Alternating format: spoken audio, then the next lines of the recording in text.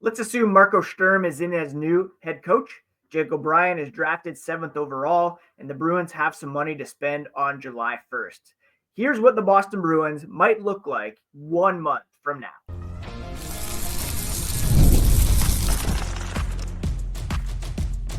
You're Locked On Bruins, your daily podcast on the Boston Bruins. Part of the Locked On Podcast Network, your team every day. What is up, Bruins fans, and welcome back to the Locked On Boston Bruins podcast. I'm your host, Ian McLaren, and this is a daily show where we discuss all things Spoked Beat. Today is Wednesday, May 28th. Thank you so much for making Locked On Bruins your first listen every day. It's part of the Locked On Podcast Network, your team every day. And on today's episode, we are going to project 1 month into the future. And we're going to assume that the reports are true. Marco Sturm is in as head coach. The Bruins follow pretty popular mock drafts and say Jake O'Brien is signed. They've looked at their free agents, signed some, allowing others to walk. June 28th is when the second round of the NHL draft will take place. So 1 month from today, there will be a lot of things different with regards to this organization. And we're going to project what that might look like here on today's episode. Before we get into all that, a quick reminder, you can find the podcast on social media at Locked NHL Bruins. That's X, Blue Sky, Instagram, even TikTok. You can find me, my hockey thoughts, and dad jokes at Ian C. McLaren. I am a lifelong Boston Bruins fan, and I've been covering this team and the hockey world at large for various outlets for about 20 years. 1 month from now, the coach is new, the draft pick is in, the cap space might be vanishing fast. What will the Boston Bruins look like a month from now? Let's fast forward to find out. And there were reports going around last night that the Boston Bruins are on the verge of hiring Marco Sturm as their new head coach. And the main report came from, I believe, Cam Robinson of Elite Prospects. And I was listening to the 32 Thoughts podcast this morning. Elliot Friedman said Sturm is, of course, high on their list, as is Jay Woodcroft. They had potentially been talking contract with Woodcroft. There's maybe another visit to Boston scheduled with Sturm, so might not be imminent, but could very much have a resolution to this as early as tomorrow or later this week. When the Bruins relieved Jim Montgomery of his duties mid-season, Joe Sacco temporarily righted the ship, but it was clear this team needed a new bench boss, and with that, a cultural reset.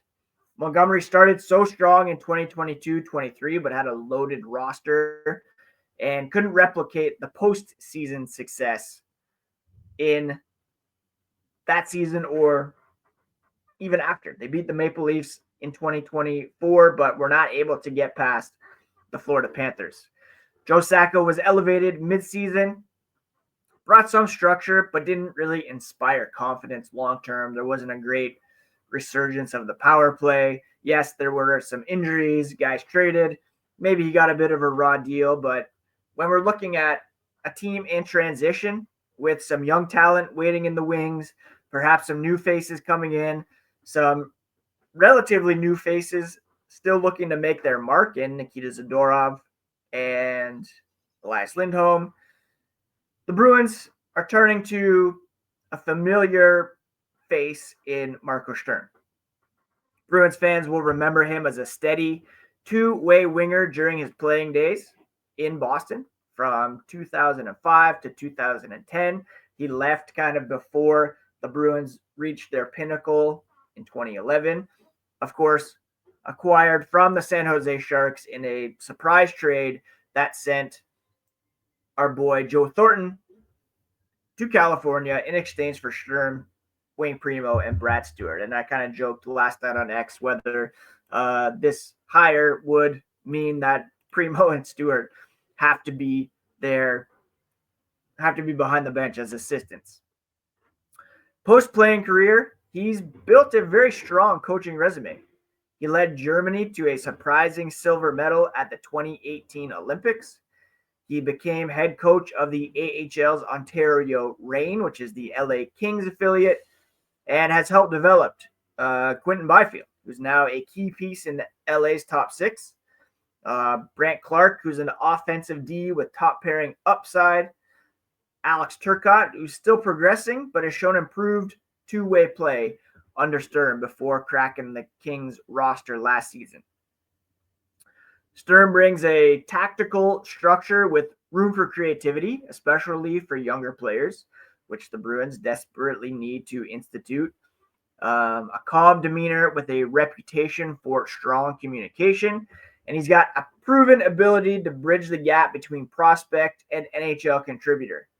And that's pretty important for a team with Mason Lohrei, who's still looking to develop into an all-around NHL defenseman, Matthew Poitras, Fraser Minton, Fabian Lysell, and now, pretending we're a month from now, Jake O'Brien, who's likely going to be picked 7th overall, who I'm suggesting will be picked 7th overall for the purposes of today's podcast.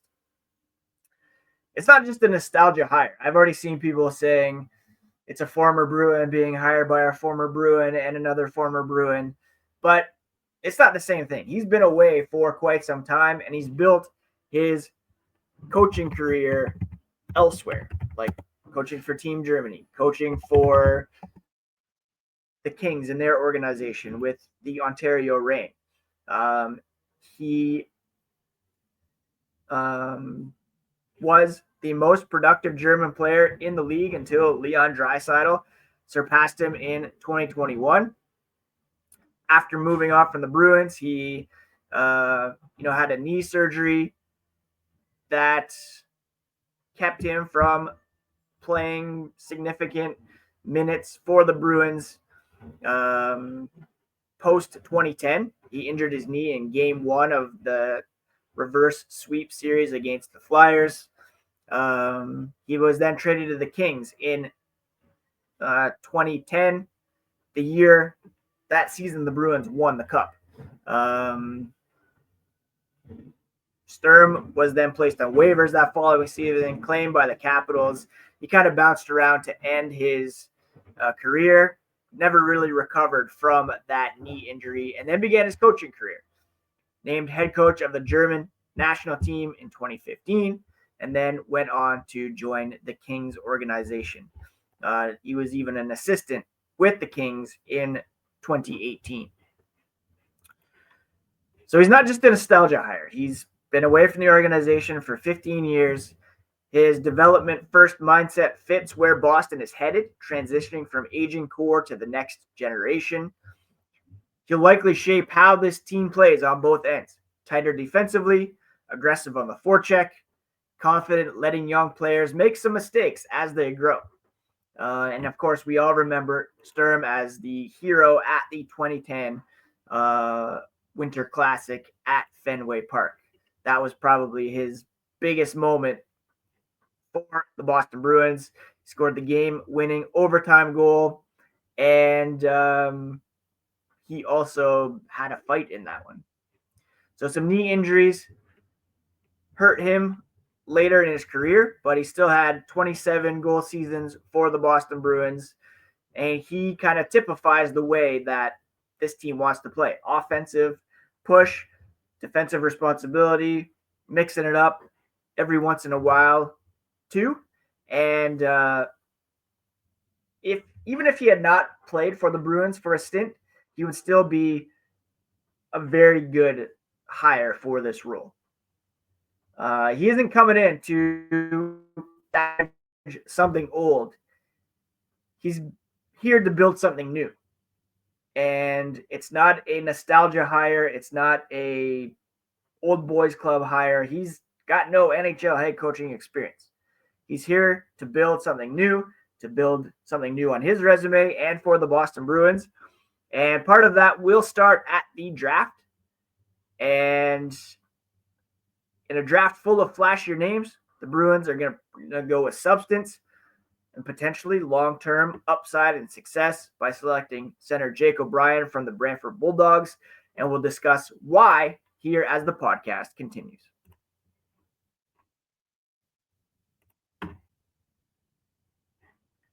If you're looking for a snack that is both delicious and nutritious, well, you need to crack into a good source of protein with Wonderful Pistachios. Wonderful Pistachios is one of the highest protein nuts. Each 1 ounce serving has 6 grams of protein, giving you over 10% of your daily value.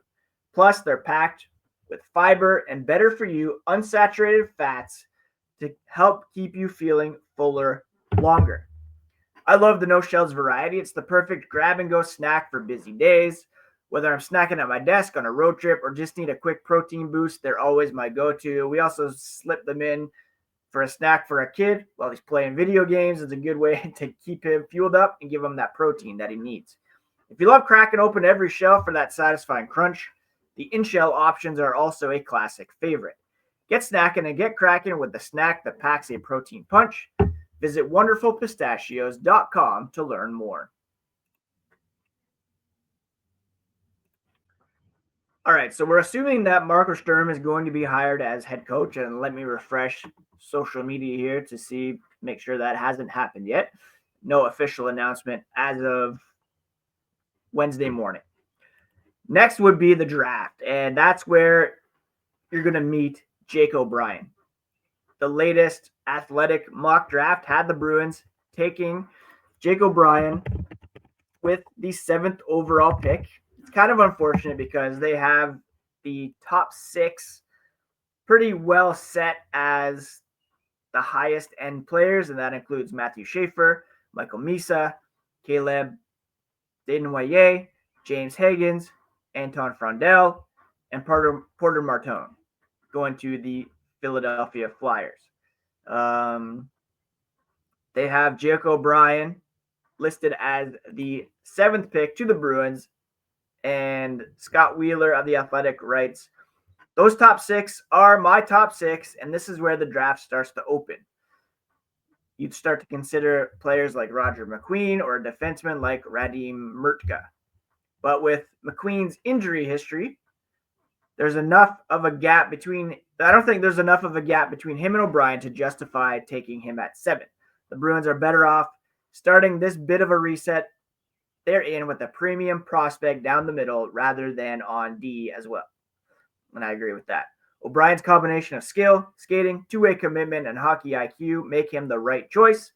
I'd bet with his lean frame and summer birthday that he still has a steep development in front of him too. Now, he is listed as 6'1", not, necessarily got the weight that I'll need to put up numbers at the NHL or withstand the rigors of that. But he's racked up points in the OHL, praised, as Wheeler said, even more for his hockey IQ, work ethic, and play without the puck.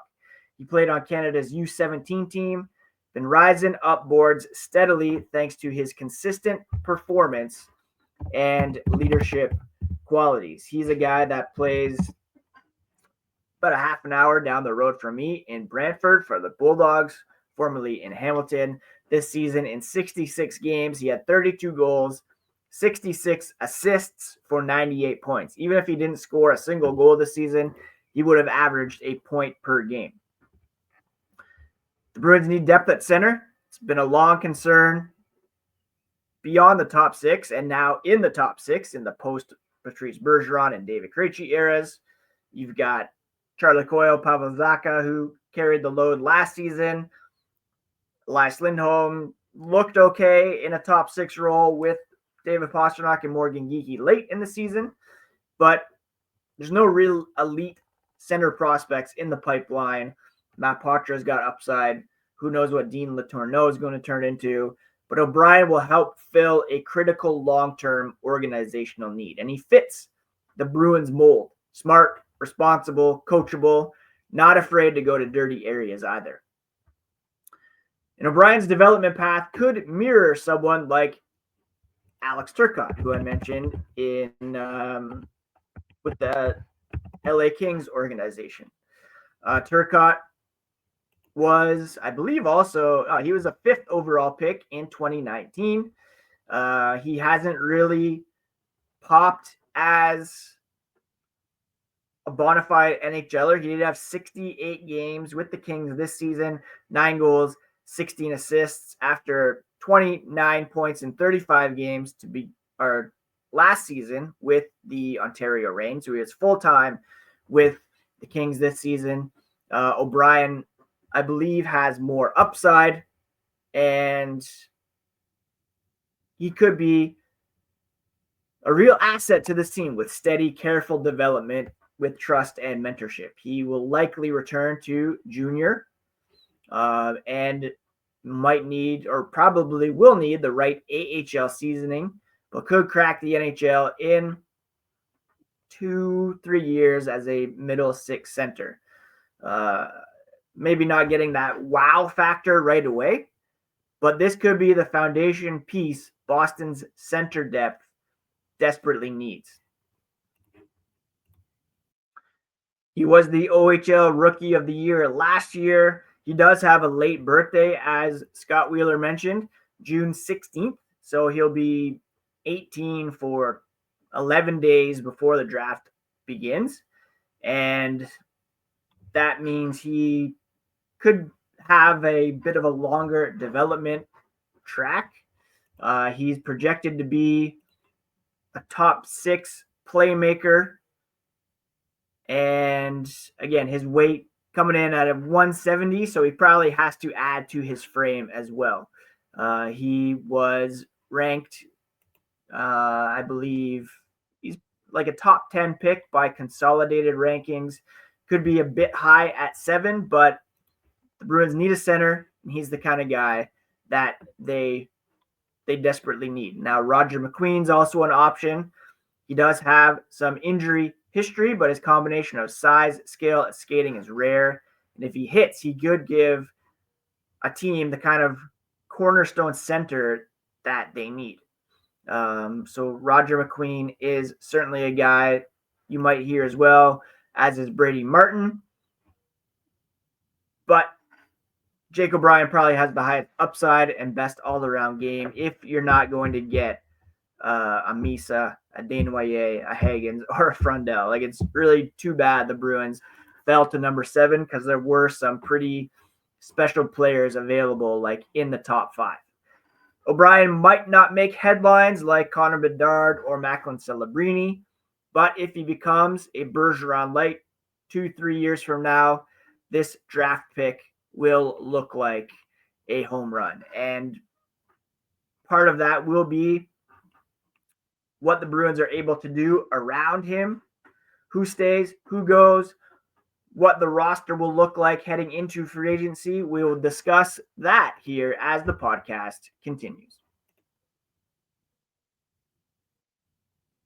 All right, so we're assuming Sturm as head coach, Jake O'Brien drafted 7th overall. That will take us to free agency. And the Bruins have several free agents on the books that they will need to take care of or decide to part ways with. The biggest of which being Morgan Geekie, who right now, according to projections, could be in line for a deal worth $6.5 million, which is a bit more than I would like to pay for a guy who, yes, had a 33-goal season, but at an elevated shooting percentage. I'd like to maybe try to bridge him here. He's only an RFA, so he can't walk. But yeah, 6.5 or 6.6, that's kind of rich for me. If they could lower the cap and sign him long-term, or go with that number for a couple years, just to make sure he's kind of able to do that again, that would be fantastic.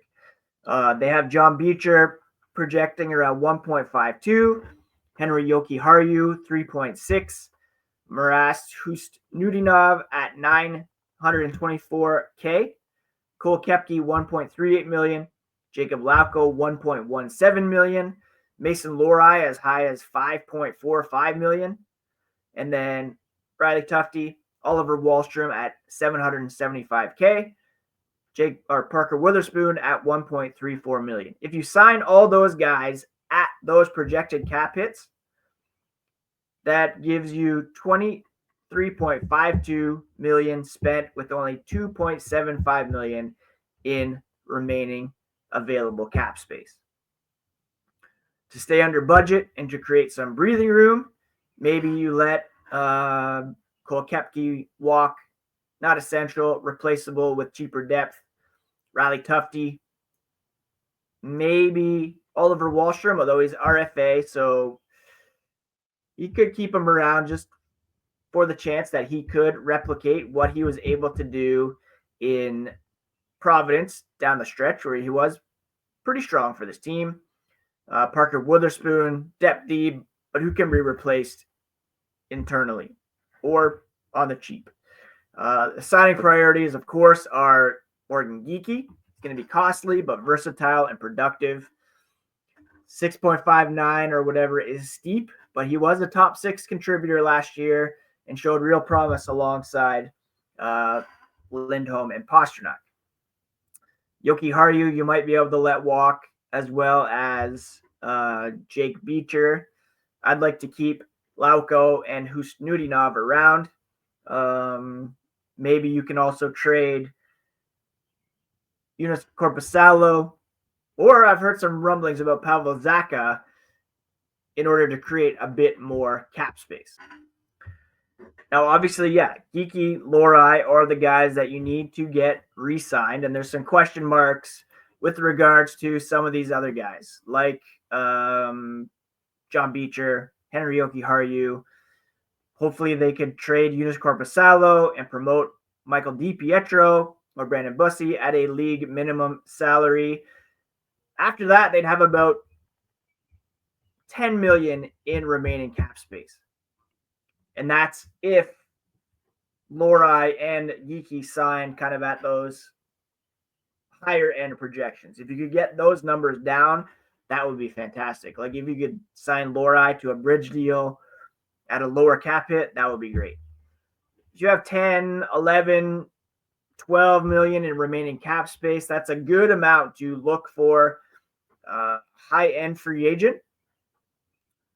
Lock in a second mid-range free agent, a veteran forward on a short-time deal, or keep some flexibility. So there will be some options for the Bruins. The first thing they'll need to do, and hopefully by the time free agency comes around, they will have Morgan Geekie re-signed, and they will have Mason Lohrei re-signed. And after that, they'll be able to get some other players signed to kind of lesser deals so they know exactly where they can turn their attentions to come July 1st. To stay cap flexible while building for the future, let's assume they choose not to sign John Beecher, who's replaceable with a guy like Fraser Minton, and Henry Jokiharju, who did play well with Nikita Zadorov, but $3.61 million projected cap, big number for a third pairing defenseman. Maybe they look elsewhere at, say, Dante Fabro, who's going to be a free agent. Let's say they move on from Joonas Korpisalo, sign Michael DiPietro to a league minimum salary.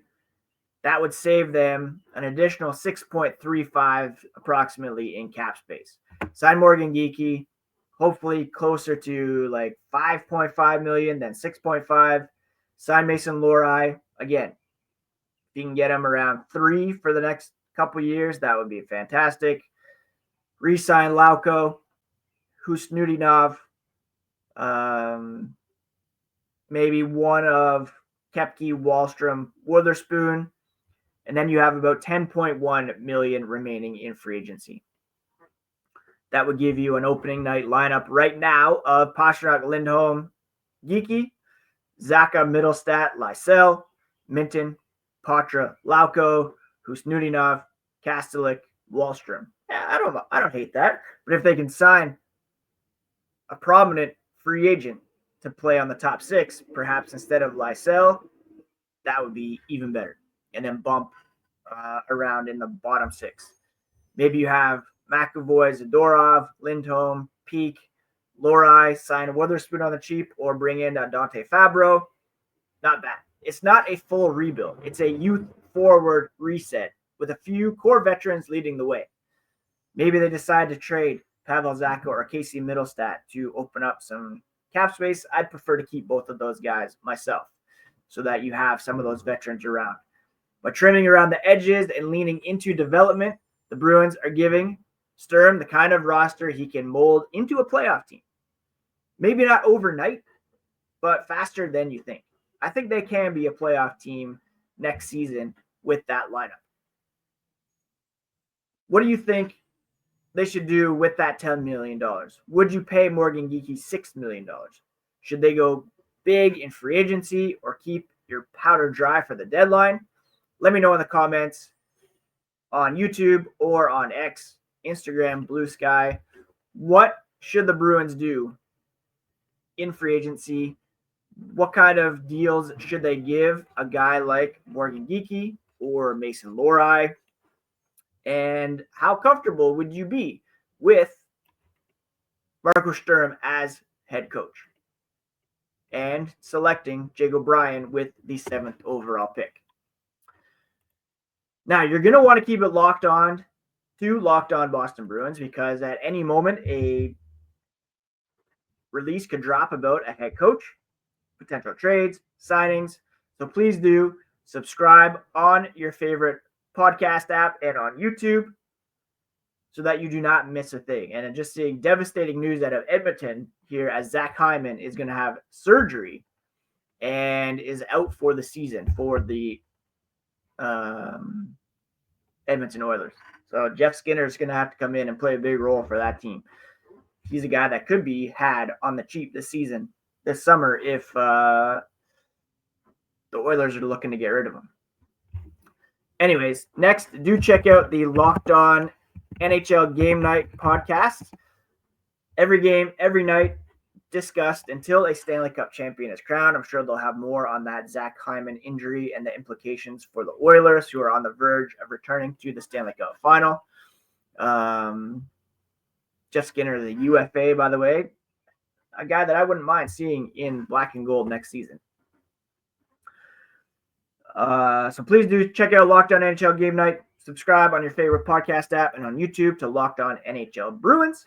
It's all part of the Locked On Podcast Network, your favorite team every single day. Please do take care of yourselves, friends. Take care of each other. And we'll talk to you again here on the next episode of Locked On Boston Bruins.